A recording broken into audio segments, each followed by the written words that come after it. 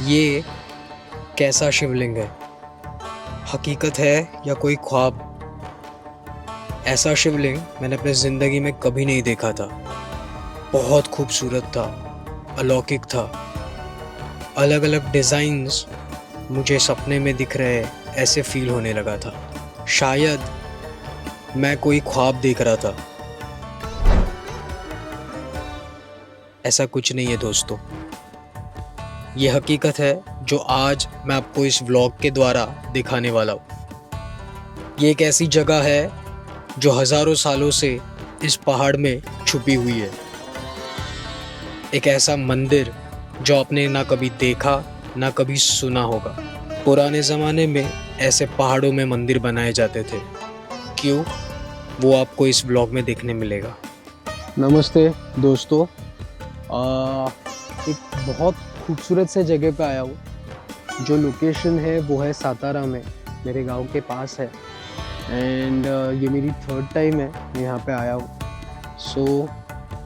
क्यों ये मेरे इतने पसंदीदा लोकेशंस में से एक है, ये आज आपको इस व्लॉग में देखने मिलेगा। दूसरी बात, जो लोकेशन है, जो शांति है यहाँ पे, दैट्स रियली अमेजिंग।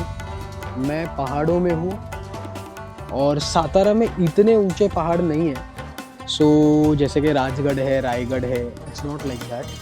बहुत सिंपल है, आने के लिए आसानी से आप आ सकते हो। मैं अभी खुद की व्हीकल लेके आया हूँ एंड अभी एक अप्रॉक्सीमेटली 15 मिनट्स का वॉक है, फ्लैट वॉक है। आसानी से आप यहाँ पे चल सकते हो, जा सकते हो, ऐसी ये जगह है। यहाँ पे एक बहुत खूबसूरत सा टेम्पल है जो मैं इस ब्लॉग में आपको दिखाने वाला हूँ, जो शायद ही इंडिया में आपको कहीं और देखने मिलता होगा। बाकी की डिटेल्स मैं आपको आगे ब्लॉग में बताऊँगा। स्टे ट्यून्ड, देखने लायक जगह है and I want you to watch this blog for sure. ये जो मंदिर है ये ऐसे घने जंगल में बसा हुआ है। सिर्फ जंगल में नहीं, पहाड़ में भी बसा हुआ है। एक ऐसा पहाड़ जो मेन सातारा सिटी से काफ़ी दूर है। इसका मतलब यहाँ पे लोग पुराने ज़माने में आकर पूजा अर्चना करते थे, पर शहर से दूर शांत जगह पे वो अपने भगवान से कनेक्ट करना चाहते थे। ये ऐसा टेम्पल है जो ड्रोन शॉट में भी क्लियरली नज़र नहीं आएगा, क्योंकि इतना घना जंगल यहाँ पे हमें देखने मिलता है। ये पाटेश्वर का टेम्पल है जो सातारा से अप्रॉक्सीमेटली 11 किलोमीटर की दूरी पे बसा हुआ है। काफ़ी आसानी से आप यहाँ पे पहुँच सकते हो। और क्योंकि ये मंदिर सातारा में बसा हुआ है तो मराठा हिस्ट्री भी इससे जुड़ी हुई है। हम सब कुछ इस व्लॉग में देखेंगे। जो कुछ भी मैं बता सकता हूँ वो मैं कवर करूँगा। History, spirituality and architecture. इस व्लॉग में आपको ये सारी चीज़ें देखने मिलेंगी। इस मंदिर तक पहुँचने के लिए, जैसे मैंने आपसे पहले कहा, 11 किलोमीटर की दूरी है सातारा सिटी से। वैसे ही मुंबई से इसकी दूरी अप्रॉक्सीमेटली 280 किलोमीटर्स है और पूना से 120 टू 130 किलोमीटर्स। तो अगर आप मुंबई से आ रहे हो, महाबलेश्वर आते हो या वाई आते हो घूमने के लिए, तो ज़रूर इस जगह पे आइए।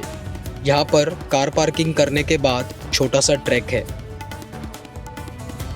ये सारे ड्रोन शॉट्स मैंने मॉनसून के बाद लिए थे, इसीलिए आपको फ़िलहाल इन ड्रोन शॉट्स में हरियाली नज़र आ रही है, पर वाकई ये जगह बहुत खूबसूरत है। यहाँ पर आने के लिए सबसे पहले आपको सातारा सिटी छोड़ के देगांव गांव की तरफ आना होता है। देगांव का लोकेशन मैंने डिस्क्रिप्शन में शेयर किया है। इस गांव में आने के बाद आपको पाटेश्वर टेम्पल, अगर आप गूगल करते हो तो एग्जैक्ट लोकेशन आपको मिल जाएगा। वो भी लोकेशन मैंने डिस्क्रिप्शन में शेयर किया है। गूगल मैप्स के हिसाब से अप्रॉक्सीमेटली 11 किलोमीटर्स की दूरी है सातारा सिटी से। ज़्यादा से ज़्यादा 20 किलोमीटर पकड़ के चलिए, पर घाट बहुत आसान है। आप काफ़ी आसानी से यहाँ पर पहुँच सकते हो। कार पार्किंग के लिए भी सफिशिएंट सी जगह दी है। जैसे ही मैंने कार पार्क की, मैंने ट्रैक स्टार्ट किया। यहाँ पे ना कोई असेंड है ना कोई डिसेंड, फ्लैट वॉक है और कार पार्क करने के बाद बस 2 मिनट में हम इस एंट्रेंस तक पहुंच जाते हैं। ये है मेन एंट्रेंस इस टेंपल का। कुछ रूल्स कोविड के टाइम पे यहाँ पे लिखे गए थे, वो दिखाई देते। गेट क्रॉस करने के बाद सबसे पहले हमें प्रथमेश नजर आते हैं। प्रथमेश मतलब गणपति, प्रथमेश्वर जिसे कहते हैं, इसी वजह से इनका नाम प्रथमेश रखा गया है। गणेश जी के बाजू में हमें रिद्धि और सिद्धि भी नजर आते हैं, जो उनकी पत्नियां हैं। इन तीनों के दर्शन करके मैंने अपना ट्रैक कंटिन्यू किया। गणेश जी के मंदिर से हमें कुछ सीढ़ियाँ लगती है, वो चढ़ के जाने के बाद हमें वापस एक ट्रेल लगता है जो बहुत खूबसूरत है। जो ड्रोन शॉट्स में हम जंगल देख रहे थे, उसी में से हमें जाना होता है। जैसे ही हम आगे बढ़ते हैं, एक 15 मिनट में हम पाटेश्वर टेम्पल के पास पहुंच जाते हैं। जैसे मैंने आपसे पहले कहा, ये मॉनसून के बाद का फुटेज है। जहाँ पर मंदिर शुरू होता है वहाँ पे एक छोटा सा तालाब नज़र आता है, जहाँ पे आपको कमल के फूल देखने मिलते हैं, और उन्हीं के बाजू में हमें ऐसे शिवलिंग भी नज़र आते हैं। यहाँ से शुरुआत होती है एक ऐसी जर्नी जहाँ पे शिव जी के शिवलिंग के अलग अलग डिज़ाइंस हमें देखने मिलते हैं। इन शिवलिंगों को अयोनि शिवलिंग और सहयोनि शिवलिंग कहते हैं। अयोनि में आपको योनि नज़र नहीं आती, और सहयोनि में योनि के साथ शिवलिंग नज़र आता है। ये शिवलिंग देखने के बाद हमें एक छोटा सा पैसेज नज़र आता है, जो पुराने बेसॉल्ट रॉक में कार्व किए हुए हैं। और इस पैसेज से जैसे हम आगे बढ़ते हैं, हमें पाटेश्वर का मेन टेम्पल नज़र आने लगता है।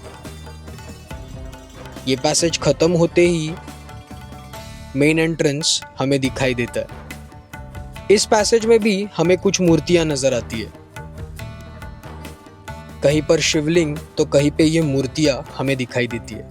उन्हीं में से एक है ये मूर्ति, पर क्योंकि ये मूर्ति काफ़ी प्राचीन है तो डैमेज नज़र आती है। और इसी मूर्ति के अपोजिट हमें शिवलिंग भी नज़र आता है। ये दोनों भी मंदिर हमें इस पैसेज में नज़र आता है, जो पैसेज हमें पाटेश्वर टेम्पल के मेन एंट्रेंस तक लेके जाता है। ये है पाटेश्वर टेम्पल का मेन एंट्रेंस। आप देख सकते हैं, इसे एक प्रॉपर फोर्टिफिकेशन दिया गया है, और इसी फोर्टिफिकेशन के बाहर हमें गरुड़ देव नज़र आते हैं, और उन्हीं के साथ में एक शिवलिंग भी नज़र आता है, जिन पर हमें अलग अलग आकृतियाँ दिखाई देती है। शिवलिंग के बाजू में हमें अयोनि शिवलिंग भी नज़र आता है। मत्स्य का जिस पर डिज़ाइन है वो भी शिवलिंग नज़र आता है। ये है गरुड़ देव की मूर्ति। आप देख सकते हैं उनके पंख, उनके बाजू में शेषनाग और उनके पंजे, ये भी हमें नज़र आते हैं। गरुड़ देव के दर्शन लेने के बाद हम एक प्राचीन मंदिर के पास पहुंच जाते हैं। ये हमें पाटेश्वर कॉम्प्लेक्स के बाहर की तरफ नज़र आता है। ये मंदिर पाटेश्वर टेम्पल से भी पुराना नज़र आता है। अंदर जाते ही हमें शिवलिंग नज़र आता है। इसके स्ट्रक्चर से इतना तो मुझे पता चल गया कि पाटेश्वर के टेम्पल के पहले ही ये मंदिर बनाया होगा। और ये जो डिज़ाइन है इस टेम्पल को, इसे मराठा आर्किटेक्चर कहते हैं, जहाँ पर आपको मंदिर के दीवारें बेसॉल्ट रॉक में कार्व किए हुए नज़र आते हैं, और जो शिखर है वो ईंटों से बनाया हुआ होता है, इसीलिए इसे मराठा आर्किटेक्चर कहते हैं। महादेव के उस मंदिर के दर्शन लेने के बाद गरुड़ देव के पास हम वापस पहुँचे। वहीं पर हमें हनुमान जी के मंदिर की भी दर्शन होते हैं। जैसे ही हम अंदर जाते हैं, हमें हनुमान जी की बड़ी सी मूर्ति नज़र आती है। मराठी में इसे यूजुअली चापट मारुति कहते हैं, क्योंकि एक हाथ से वो स्लैप करते हैं पैरों के तले जो पनवती है उसे। फोर्टिफिकेशन से अंदर आते ही हमें नज़र आते हैं नंदी। नंदी के ऊपर का जो छत्र है वो भी बहुत खूबसूरत है, और उन्हीं के सामने हमें पाटेश्वर का मंदिर नज़र आता है। ये जो कॉम्प्लेक्स है ये बहुत पुराना है, बहुत प्राचीन है और बहुत भव्य है। मंदिर के साइड में जो कंपाउंड वॉल है, इसमें आपको ऐसे छोटी छोटी खिड़कियां नजर आएंगी, पर इसका इस्तेमाल दिया रखने के लिए किया जाता है। जो दिए जलाए जाते हैं वो यहाँ पे रखे जाते हैं। पर आप सोचिए इतने बड़े कॉम्प्लेक्स में जब दिए जलते होंगे तो यहाँ का दृश्य कैसे दिखाई देता होगा। ये है पाटेश्वर मंदिर का मुख्य शिवलिंग। ये है पाटेश्वर महादेव। पाटेश्वर शिवलिंग के बाजू में हमें कई सारी मूर्तियां नजर आती है जिनमें हमें अलग अलग भगवान नजर आते हैं। उन्हीं में से एक है सोए हुए विष्णु की मूर्ति। बहुत खूबसूरत और बहुत प्राचीन नजर आती है और ये हमें पाटेश्वर महादेव के शिवलिंग के लेफ्ट हैंड साइड में नजर आते हैं।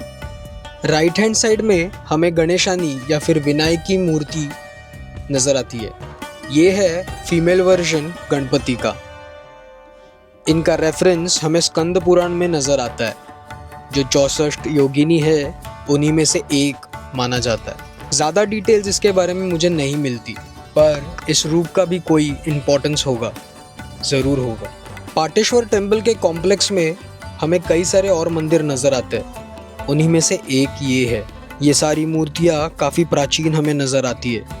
ये ऐसे दिखाई देता है पाटेश्वर का मंदिर बाहर से, इसीलिए इसे मराठा आर्किटेक्चर कहा जाता है। आप अगर देखोगे तो चारों ओर बेसॉल्ट रॉक की दीवारें नज़र आती है और जो शिखर है वो ईंटों से बनाया हुआ है। पाटेश्वर मंदिर के पास नंदी के सामने हमें एक और मंदिर नज़र आता है। ये है महादेव का मंदिर। आपने ऐसी मूर्ति कभी पहले देखी नहीं होगी। इन्हें चतुर्मुखी महादेव कहा जाता है। यूजुअली हम फंस जाते हैं ऐसी मूर्तियों को देख के, ऐसे आसानी से मान लेते हैं कि ये ब्रह्मदेव की मूर्ति है, पर बात वैसी नहीं है। अगर आप ध्यान से देखते हो तो आपको यहाँ पर त्रिनेत्र नजर आएंगे, जिस वजह से हम ये कह सकते हैं कि ये मूर्ति ब्रह्मदेव की नहीं बल्कि महादेव की है। चतुर्मुखी महादेव मैंने कभी पहले नहीं देखे थे। चतुर्मुखी महादेव के सामने हमें एक और मंदिर नजर आता है। ये मंदिर है महिषासुर मर्दिनी देवी का। महिषासुर मर्दिनी मतलब ये वही माता है, ये वही देवी है जिन्होंने महिषासुर राक्षस का वध किया था। ये पार्वती का अवतार है। काफ़ी खूबसूरत सी मूर्ति हमें यहाँ पे दिखाई देती है। जो कलाकृति इस पर की है, जो नक्काशियाँ इसके ऊपर काव की है, that's really amazing. Mahishasura Mardini के पैरों तले आपको महिषासुर नजर आएगा।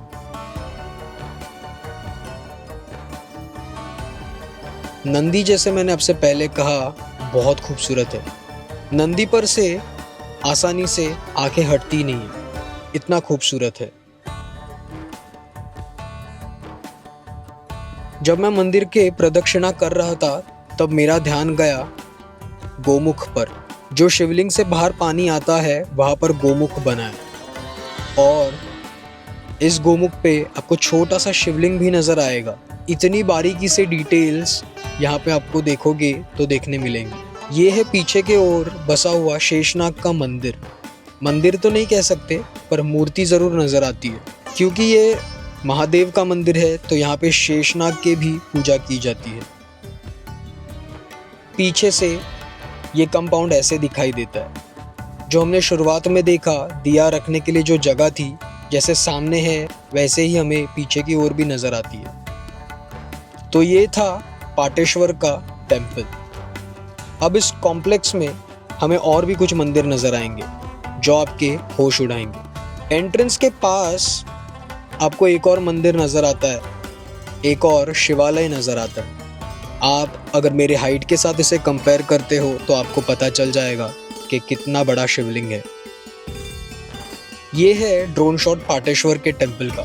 इसमें आपको पाटेश्वर का मेन मंदिर नज़र आता है, साथ ही साथ में चतुर्मुखी महादेव, महिषासुर मर्दिनी और कुछ दीप स्तंभ भी आपको देखने मिलते हैं। ये सारे बहुत खूबसूरत है और आप अगर इसका लोकेशन देखते हो तो जंगल में ये कैमोफ्लेज हो चुका है, इतनी आसानी से नज़र नहीं आएगा।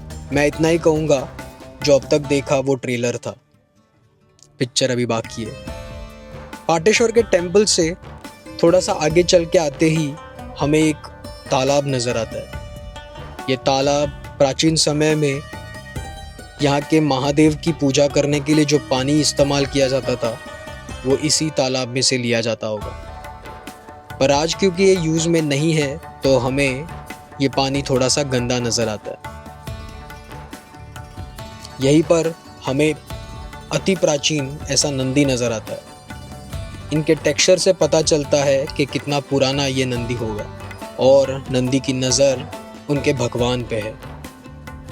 बहुत बड़ा भव्य ऐसा शिवलिंग हमें यहाँ पे नज़र आता है, पहाड़ों के अंदर कार्व किया हुआ है, जिस वजह से ये हमें गुफा में दिखाई देता है।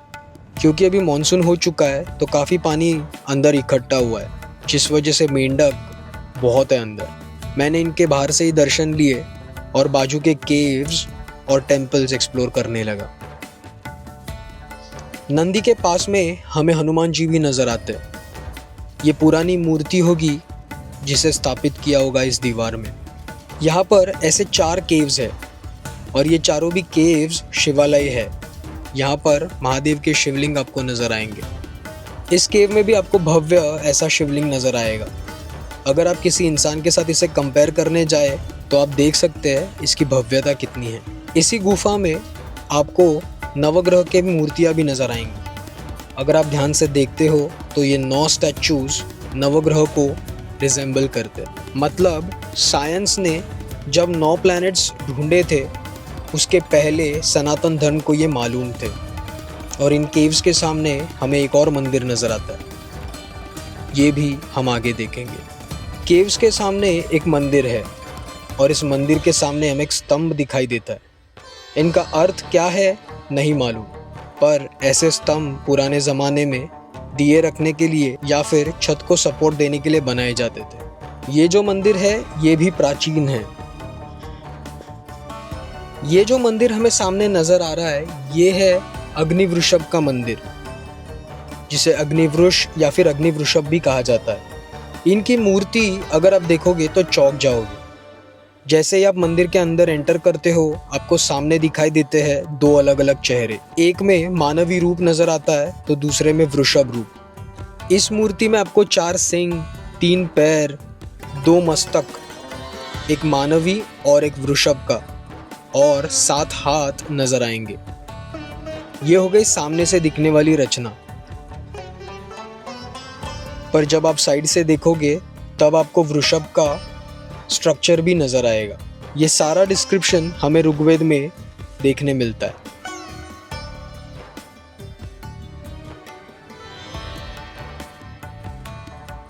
और पुराने ज़माने में अग्निदेव को पुरोहित माना जाता था, जो भगवान को मानव के साथ या फिर मानव को भगवान के साथ कनेक्ट करते थे।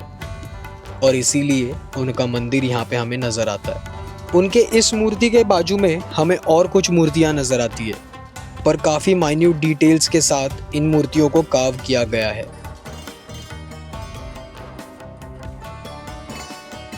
और इसी अग्निवृष या फिर अग्निवृषभ मंदिर के बाजू में हमें चामुंडा देवी की मूर्ति भी नज़र आती है। आप देख सकते हो कितने बारीकी से इनके ऊपर कारागिरी की है। मैंने जब ये अग्निवृषभ का मंदिर और चामुंडा देवी का मंदिर ध्यान से बाहर से देखा तो इनके स्ट्रक्चर्स महाबलेश्वर के मेन टेम्पल से मैच होते हुए नज़र आए। इनके छत पे हमें लॉकेन की स्ट्रक्चर नज़र आते हैं, जिस वजह से इतने सालों से ये बेसॉल्ट रॉक एक दूसरे में जमे हुए हमें नज़र आते हैं। ये है चामुंडा देवी का मंदिर और ये है अग्निवृषभ मंदिर। और इन्हीं के पीछे हमें केव्स नज़र आते हैं जिनको अभी हमने देखा। सामने देखते हैं तो हमें यहाँ से खाई नज़र आती है। अब हम जाएंगे आगे की ओर। ये इलाका अभी भी ख़त्म नहीं हुआ है। बस 1 मिनट के दूरी पे बसा हुआ है ये शिव मंदिर। ये भी काफ़ी पुराना है, पर इसका स्ट्रक्चर बहुत अलग लगा मुझे। मंदिर के पहले हमें एक और पैसेज नज़र आता है और उस पैसेज के बाद हमें शिवलिंग नज़र आता है। पता नहीं इसका मतलब क्या है, बट स्टिल एक क्यूरियोसिटी क्रिएट कर जाता है। वहीं पर मुझे बैबलर नज़र आया। ये वो बर्ड है जो यहाँ पे काफ़ी दिखाई देता है और ये यहाँ पे काफ़ी हंगामा कर रहे थे। पता नहीं इनका मैटर क्या था, बट बहुत आवाज़ कर रहे थे ये।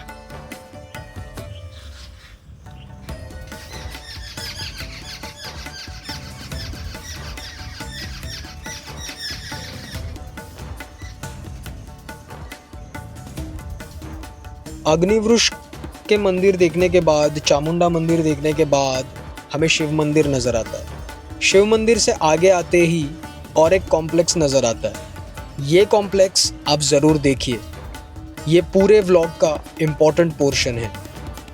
ये कॉम्प्लेक्स बहुत सिंपल नज़र आ रहा है, राइट?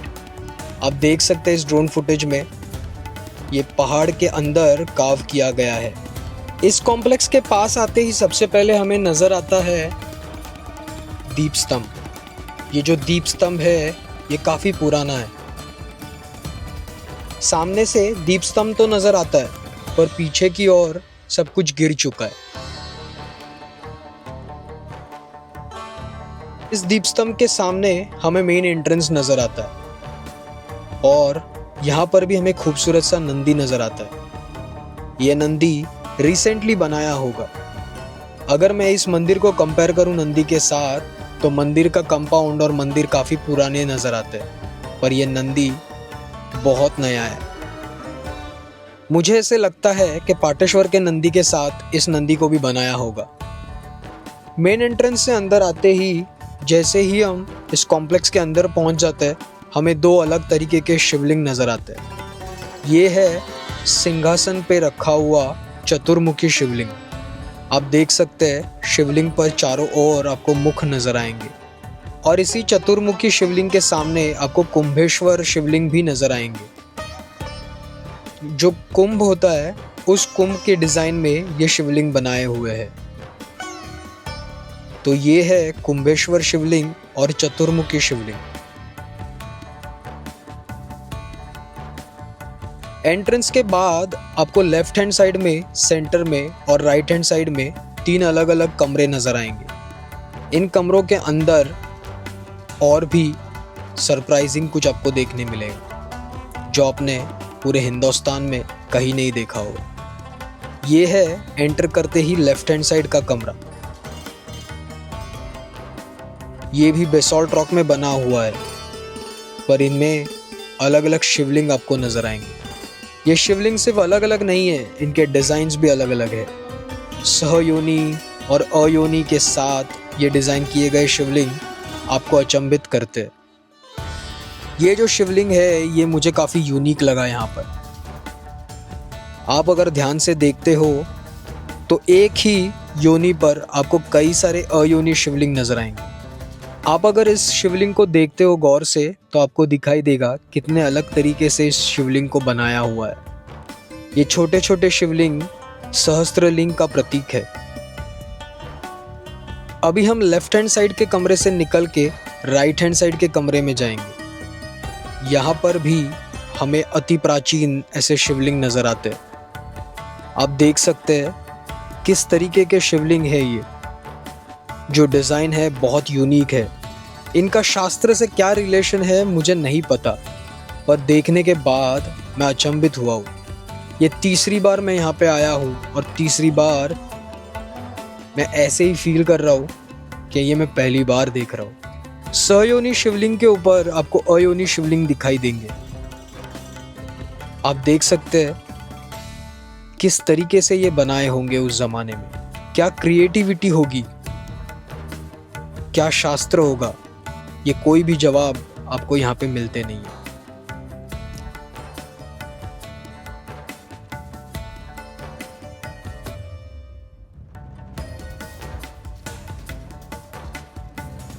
यहीं पर मुझे विष्णुदेव की मूर्ति नजर आई, क्योंकि ये मूर्ति भी प्राचीन है, कई जगहों पे भंग हो चुकी थी। विष्णुदेव की जो गदा है वो टूट चुकी थी, उनके हाथ भी टूटे हुए नजर आ रहे थे। विष्णुदेव के दर्शन करने के बाद ये एक बड़ा सा शिवलिंग नजर आया और उस शिवलिंग पर बड़े से रुद्राक्ष के साइज के और अलग अलग शिवलिंग कार्व किए हुए नजर आते। इन्हें हम सहस्त्रलिंग कह सकते। और उसी सहस्त्रलिंग के पीछे एक प्लेन ऐसा शिवलिंग था जो हम नॉर्मली पूरे इंडिया में देखते हैं। मैं ये सब देख तो रहा था, पर किसी भी सवाल का मुझे जवाब नहीं मिल रहा था। ये नॉर्मल पूजाएं यहाँ पे होती थी या तांत्रिक पूजा होती थी, ये सब सवाल मेरे मन में उठ रहे थे। ये ऐसे शिवलिंग क्यों बनाए जाते थे? मुझे समझ में नहीं आ रहा था, पर साथ ही साथ में एक मन में से जवाब भी आ रहा था कि शायद एक समय पे ही अगर आप अभिषेक करते हो तो सहस्त्रलिंग की पूजा करने के बराबर का पुण्य आपको प्राप्त होता होगा, ऐसी मान्यता होगी, जिस वजह से ऐसे शिवलिंग बनाए जाते होंगे। यहाँ के पिलर्स पे भी आपको शिवलिंग नजर आएंगे। यहाँ पर मुझे एक दीवार पे नाग देवता की भी मूर्ति नजर आई और उन्हीं के सामने 2 और शिवलिंग नजर आए। इन शिवलिंग को फूल का नक्शी काम किया गया था। ये बहुत अद्भुत था। मेन चैम्बर में प्रवेश करने के समय पर मुझे कुछ मूर्तियां नजर आई। उन मूर्तियों में त्रिशूल धारण किए गए पुरुष और जल कलश धारण किए गए गंगा और यमुना की मूर्तियां दिखाई दी। ये थी एंट्रेंस पे। मंदिर के अंदर और भी कई शिवलिंग नजर आते हैं, सयोनी भी अयोनी भी। वापस मैं उसी सवाल पे आ जाता हूँ कि इनका उपयोग क्या होगा।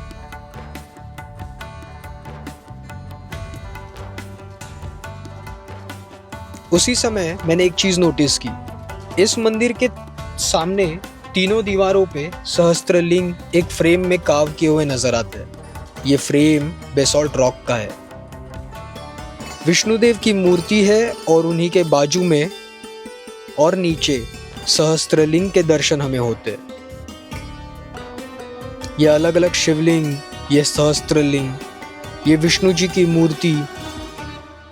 मुझे समझ में नहीं आ रहा था कि इस मंदिर में किस तरीके की पूजाएं की जाती होगी।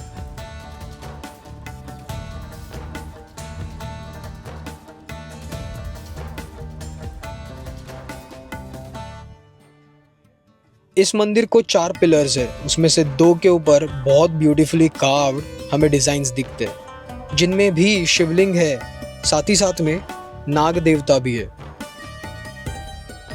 यूजुअली इसे नागदंड कहा जाता है। ऐसी मान्यता है ये शेष नाग शिवजी अपने हाथ के दंड पे धारण करते हैं और इनका अस्तित्व यहाँ पर वापस मुझे यही सवाल उठाने पे मजबूर करता है कि ये नागदंड की पूजा क्यों की जाती होगी।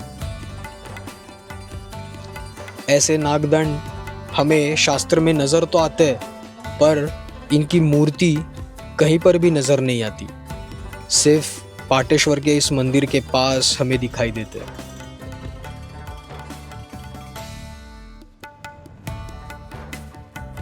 इसी नागदंड पे हमें कुछ कार्विंग्स नजर आते हैं, जिन पर कुछ लिखा हुआ है वो नजर आता है।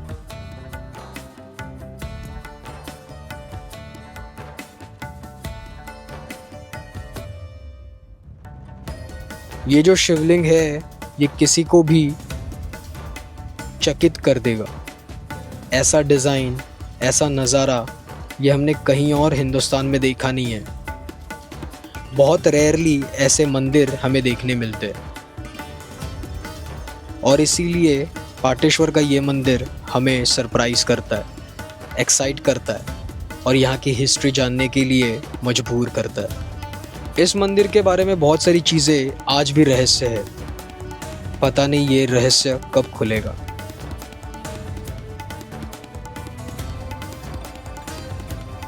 तो ये था पाटेश्वर का टेम्पल। सातारा में है। सातारा से एक 40-45 मिनट्स की दूरी पे बसा हुआ है एक्चुअल सिटी से। एंड आपने देखा होगा किस तरीके के अलग अलग डिज़ाइंस है शिवलिंग के। इसका एक्चुअल हिस्ट्री हमें पता नहीं चलता, क्या रिलेशन है शास्त्र के साथ ऐसे डिज़ाइंस का, we really don't know, but the place is magnificent. ऐसे शिवलिंग आपको कहीं और बहुत कम देखने मिलेंगे और ये आपको सातारा में देखने मिलते हैं। जो ऊपर का टेम्पल है जो हमने फर्स्ट देखा, वो अनगढ़ करके एक सरदार थे जो मिलिट्री के लीडर थे यहाँ के। छत्रपति शाहू महाराज के मिलिट्री फोर्सेस में उनमें से एक जो सरदार थे वो थे अनगढ़, और उन्होंने ये ऊपर का पाटेश्वर का जो टेम्पल है वो बनाया है। तो ये था आज का मेरा व्लॉग जिसमें हमने एक यूनिक ऐसा टेंपल जो महाराष्ट्र में सातारा में लोकेटेड है, ऐसा टेंपल हमने देखा। And the best part is ये बहुत लोगों को मालूम नहीं है